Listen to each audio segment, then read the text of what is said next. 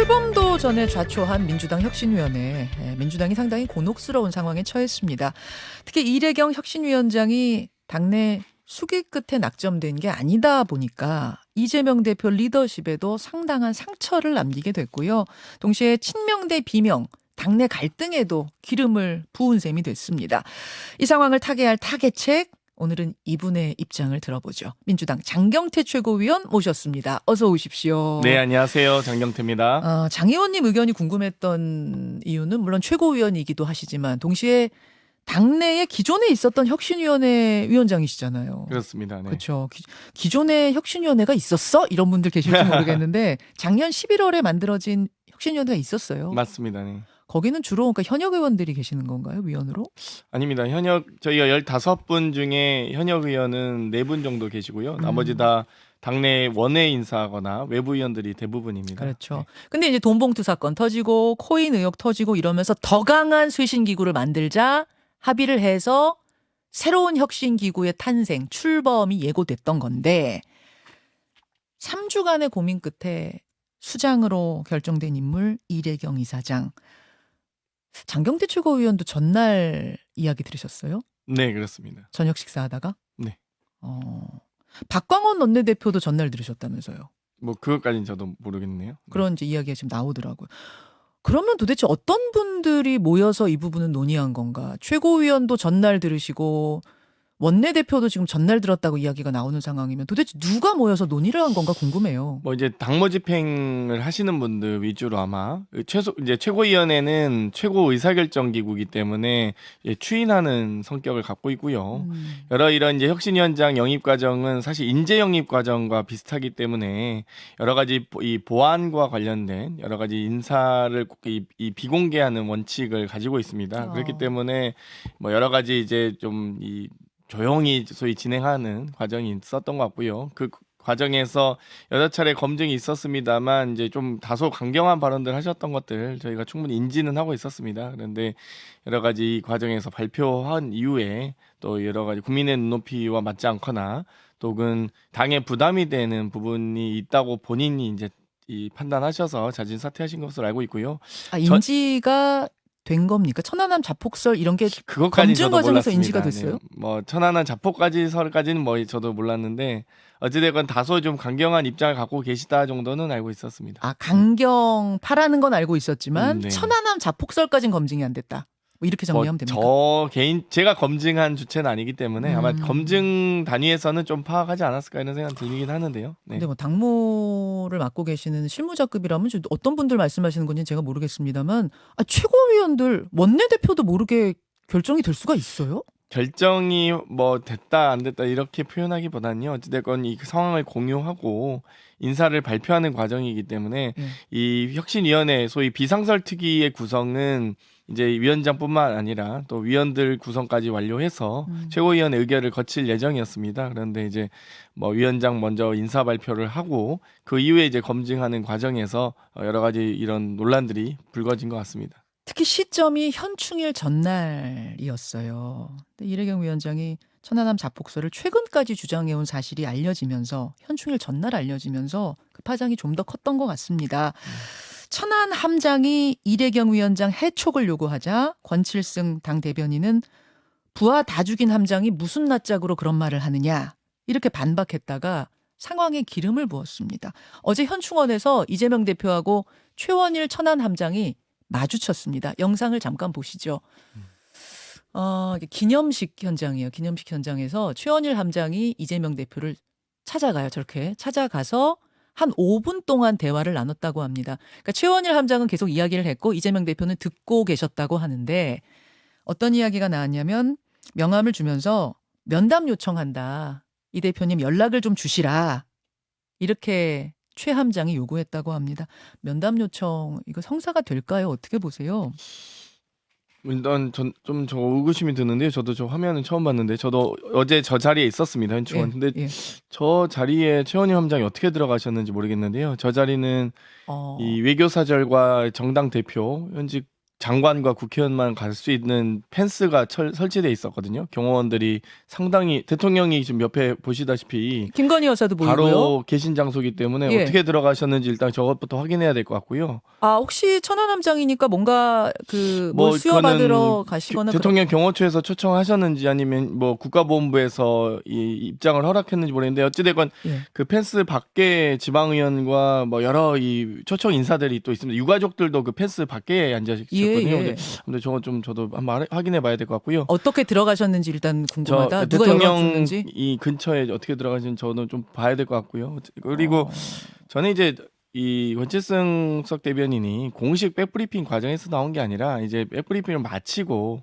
이 보통 이제 기자들이 뭐 이 붙지 않습니까? 따라붙죠. 따라붙은 과정에서 그냥 혼잣말 이렇게 하신 걸로 저는 이해하고 있습니다만 어찌되었건 이 과정에서도 이 저희가 군대 다 다녀와 봤지만 지휘관으로서의 어떤 책임감을 좀 느끼셨으면 좋겠다. 어찌됐건 소중한 장병들의 정말 숭고한 희생이 있었는데 여기에 대해서 정말 책임감을 느꼈으면 좋겠다. 이런 발언이 조금 혼자 좀 강경하게 나오신 걸로 이해를 하고 있고요.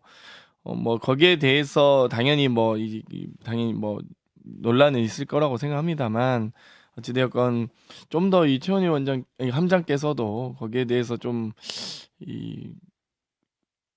우리 희생된 장병들에 대해서 좀 더 그런 부분들로 좀 이해해 주셨으면 좋겠다. 그리고 아마 함장님께서도 충분히 아마 뭐 고생을 많이 고초를 겪으신 걸로 알고 있는데 우리가 더 이상 우리 사회가 이런 문제로 좀 서로가 좀 이 희생을 가지고 얘기하지 않는 사회가 됐으면 좋겠습니다. 네. 함장님도 책임감을 느끼셔야 하지 않겠습니까라는 표현과 무슨 낯짝으로 부하들을 다 죽이고 어이없고 황당하다는 발언은 아주 수위가 달라요. 특히 최 함장은 그렇죠.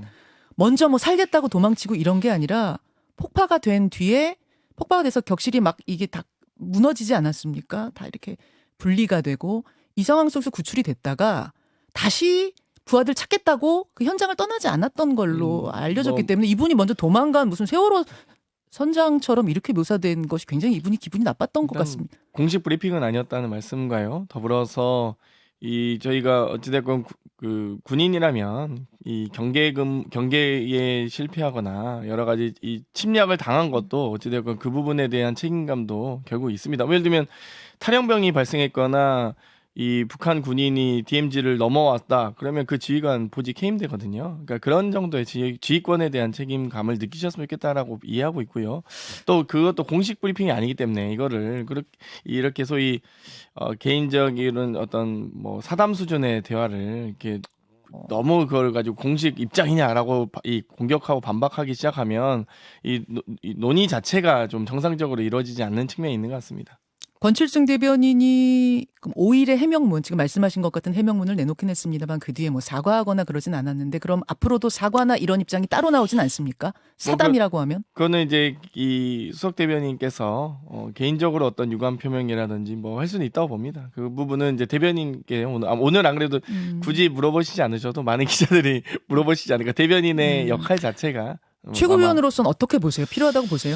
저는 뭐 유감 표명 정도 하셨으면 어떨까 생각은 듭니다. 개인적으로. 징계라 뭐 이럴 차원은 아니라고 보시고. 그것까지 징계를 주기 사퇴나. 시작하면은 뭐 저는 그 정도까지는 아니라고 생각합니다. 유감 표명 정도 하시고 또 함장님과의 면담 등을 포함해서 뭐 이 대화의 채널을 유지하셨으면 좋겠다는 생각입니다. 장경태 최고위원 만나고 있습니다. 지금 비명계에서는 이제 이 일련의 상황을 놓고 이재명 책임론을 강하게 묻고 있습니다.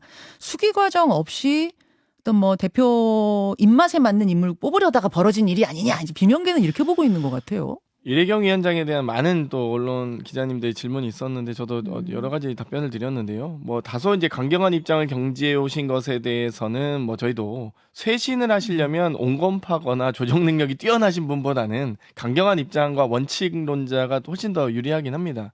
그리고 또 한편으로는 항상 그 공격받는 것이 친명이냐 비명이냐인데요. 이분은 이미 이제 소위 민주화 원로시고 시국회의의 원로시기 때문에 친명 비명 뭐 친문 비문 그 이상의 세대거든요. 586보다 선배 아니겠습니까? GT계 일반 김근태계 뭐 이렇게 알려져 있죠. GT계라고 보이기도 아마 GT와 그러니까 김근태 의장님과 예. 아마 거의 지인 사이 정도, 친구 사이 정도가 아닐까. 그러니까 이게 소위 이 연세가 좀 많으시기 때문에 예, 예. 좀 원로라고 말씀드리고 싶고, 그러니까 그런 계파로 분류하기가 어렵습니다. 그러다 보니 당내에서의 사실 가장 큰 내용은 소위 친명 비명 논쟁 아니겠습니까? 그래서 그 논쟁을 좀 벗어나고자 하는 여러 가지 근데 자구적인 노력이 벗어나고자 있었습니다. 하기에는 이분이 2019년에 이재명 지키기 범대위를 제안하신 분이라서 친명이라고 비명계에선 좀 느낄 법한 부분들이 있었거든요. 당시 어찌되었건 민주당의 유력 대선 후보가 이미 이재명 후보로 등극하고 있었고, 아. 또 대선 당시에는 어찌되건 민주 진영의 대선 후보로서, 대선 대표 주자로서 지지하지 않는 분은 없었습니다. 그렇기 때문에 그렇게 따지면 뭐 모든 분들이 뭐 친명이냐라고, 저도 친문이라고, 당 2017년에 친문 아니었던 사람이 어디 있겠습니까? 모든 사람들이 친문, 그러니까 민주당 분이라면 그 정도로 문재인 이해해달라. 대통령님을 지지하는 건 당연하고요. 어찌됐건 이분의 여러 가지 이 인생은, 그러니까 한 개인의 인생을 이렇게 좀 저희가 폄하하거나 비난할 건 아닌 것 같습니다. 어쨌든 지금 결과적으로는 9시간 만에 사퇴, 9시간 만에 낙마. 이거 누군가 책임져야 되는 것 아니냐? 그렇다면 이재명 대표가 책임져야 되는 거 아니야? 이런 얘기가 하나 나오고, 이상민 의원 같은 경우에는 어제 인터뷰에서 새 혁신위원장으로 누가 적합하겠습니까? 라고 제가 질문 드렸더니 이재명 대표 사퇴가 먼저다. 그 전에 꾸리는 혁신이라는 게 무슨 의미가 있겠는가? 뭐 이렇게 말씀하시더라고. 어떻게 아니, 생각하세요? 오히려 저는 이상민 의원께서 이상민 장관 해임 건의와 탄핵도 수용하지 않은 윤석열 대통령에 대해서 그렇게 강경하게 말씀하셨으면 어땠을까? 그게 무슨 말씀? 예를 들면 그게 무슨? 인사 검증만으로 책임져야 된다면 이 정말 무능력하고 무기력한 장관을 추천한 대통령의 책임도 당연히 물어야겠죠. 근데 지금 저희가 무슨 외교안보위원장을 추천한 것도 아니고 당의 쇄신을 맡기고자 하는 부분인데요. 이래경 위원장께서 뭐 지금 외교안보위원장으로 저희가 모신 건 아니잖아요. 그래서 당의 쇄신기구 장으로서 모셨던 만큼 어쨌든 그 검증 과정에서 이미 여러 최고위원과 국회의원들에게 이 쇄신기구의 장을 추천을 해달라고 요청을 했습니다. 그런데 이 아시다시피 혁신위원장을 여러 가지 이제 보안이 좀 철저히 유지된 상태에서, 예. 비공개가 유지된 상태에서 발표하는 것이 좀 이 관례적인 거지. 그럴 거면 공개적으로 제안하시죠. 뭐 저희가 무슨 슈퍼스타 K 하는 것도 아니고 혁신위원장을 다 한 10명 추천 받아놓고 네. 거기서 국민투표도 하고 인사검증도 하고 그렇게 하면은 아주 클리어한 분이 추천될 수 있겠죠. 근데 혁신위원장은 슈퍼스타 K는 아니다. 슈퍼스타 K식으로 뽑을 수 없다. 예, 그렇습니다. 또 그렇게 뽑으면 안 돼요, 진짜? 아니 뭐 저는 이제 그렇게 할 수는 있겠지만 그런 정도도 다 우리 공감대가 이루어진다면 뭐 저는 그렇게 할 수 있다고 봅니다. 국민 지금 투표도 하고 민주당 상황에서는 슈퍼스타 K는 뭐 좀 어렵다. 당원 투표도 하고 다 할 수 있는데 그건 제가 보기엔 비명 의원님들이 더 반대하시지 않을까 싶은데요. 그렇게 가면 네. 이상민 의원의 어제 그 이재명 대표부터 사퇴하셔란 말은 그러면 아예 뭐 논의의 가치도 없다고 그러니까 보세요. 저는 뭐 그 연관관계가 있는지 모르겠습니다, 사실. 좀 동문서답처럼 느껴지셨어요. 약간 뭐 예, 그렇죠. 아무래도 좀 뜬금없는 소리죠. 네. 뜬금없는 소리처럼.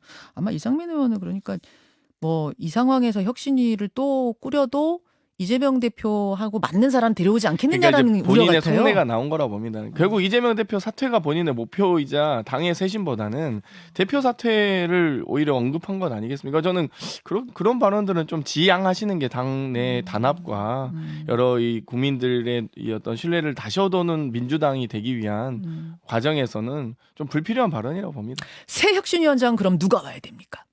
저는 이제 뭐 당 내냐 외냐는 중요하진 않다고 보고요. 정말 국회의원들의 기득권을 타파하고 여러 가지 정치 교체와 혁신을 가져올 수 있는 이 어떤 의지가 있는 분이 가장 중요하죠. 당 내냐 외냐 뭐 이런 부분들은 오히려 친명 비명 이런 논쟁도 좀 저는 안 했으면 좋겠고요. 정말로 이 기득권 타파와 특권 내려놓기, 대표성 확대, 정치윤리 강화, 사실 혁신은 4가지 목표입니다. 이 4가지 목표를 할 수 있는 분들이 분이시라면, 적임시라면 누군들 못하겠습니까? 저는 이래경 위원장이 물론 이제 여러 이 발언에 대한 자유인이실 때 개인적 발언에 대해서 논란이 있었습니다만 저는 쇄신 의지만큼은 그 정말 수십 년간 여러 민주화를 위해서 노력해온 그 공로만큼 인정해야 된다 보고요. 또 사업으로도 성공하신 분 아니겠습니까? 그렇기 때문에 한 개인의 인생을 뭐 저희가 폄하할 필요도 없고 또 그런 쇄신 의지를 보고 모셨으면 좋겠습니다. 자, 한 2분 정도 남았는데 다른 주제 좀 짚고 가겠습니다.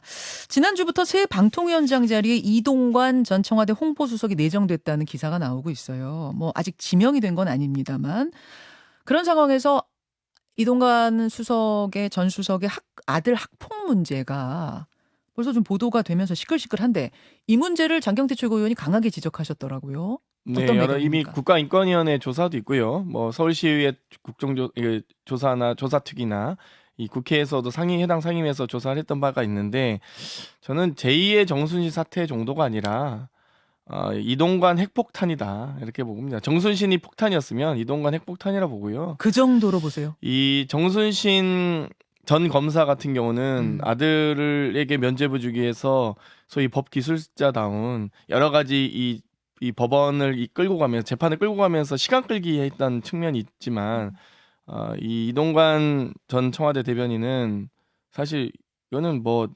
학폭위조차 열지 않고 일단 전학부터 보냈습니다. 그러니까 이거는 아예 사안 자체가 다르고요. 정순신 전 검사는 어찌됐건 법적 절차를 악용한 측면이라면 이동관 전 청와대 대변인은 이 현직 청와대에 계셨던 분이 그 당시에 권력형 부패 비리 사건으로도 이어질 수 있는 건 아니겠습니까? 그러니까 만약에 이제 그러진 않길 바라지만 만약 이 청와대 고위 관계자였기 때문에 고등학교 선생님들이 너무 그 권력에 너무 떨었다라고 한다면 혹은 여러 가지 외압이 있었다고 한다면 이건 좀 다른 문제라고 봅니다. 아예 이 법을 악용한 것과 네. 권력을 이용한 것 완전히 차원이 다른 문제이기 때문에 이거는 제가 보기에는 만약에 방통위원장 오시면 제가 과방이기 때문에 인사청문을 할 거니까 청문위원이시군요. 열심히 또 자료 요구해야겠죠. 근데 부디 그런 이 불상사가 있지 않길 바랍니다. 그 말씀은 내정도 안 됐으면 좋겠다 이 말씀이세요? 지금 부적절하다? 내정을 하신 건 아니기 때문에 뭐 내정을 안 하시길 바라죠. 안 하시길. 네. 핵폭탄 떨어지지 않길 바란다. 그렇습니다. 뭐 여러 가지 지금 사안들이 너무 많습니다. 친구 보고 때리라고 시켰는데 안 때린다고 나를 때리고 둘 다 맞아야겠다고 둘이 싸움 시켜놓고 둘 다 맞아야겠다고 때리고 목이나 머리채 잡고 흔들고 또 친구 머리를 책상에 300번이나 부딪히게 하고 뭐 이게 사안이 너무 심각합니다. 그렇기 때문에 이 사안을 보통 선도위 학폭위 열어야 되거든요. 근데 아무도 열지 않았고 전학부터 보냈습니다. 이거 완전히 면죄부고 어떻게 이 전학을 가게 됐는지도 이건 국정조사급입니다, 사실. 여기까지 오늘 장경태 최고위원 입장 들었습니다. 장 의원님 고맙습니다. 네, 감사합니다. 김현정의 뉴스쇼는 시청자 여러분의 참여를 기다립니다. 구독과 좋아요, 댓글 잊지 않으셨죠? 알림 설정을 해두시면 평일 아침 7시 20분 실시간 라이브도 참여하실 수 있습니다.